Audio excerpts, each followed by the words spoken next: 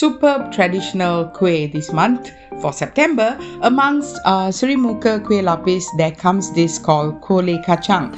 So there's two parts to it. Firstly, you've got to boil this coconut milk until it becomes very thick, and then suddenly you will see that it turns into this brown-like substance that is called tahi kelapa, and that's like a crisp, tasty crisp that you take it out, sieve it, and keep it aside. And then spices, definitely cardamom, cinnamon, put together with green peas powder and of course screwpine leaf. Mix it together with Gula Melaka, my Gula, and then patience is a virtue here. As you keep mixing, it becomes this lovely kuih that you set into a tray, and then you put up the crisp that we made just now, and then let it set for 2-3 hours. The taste test.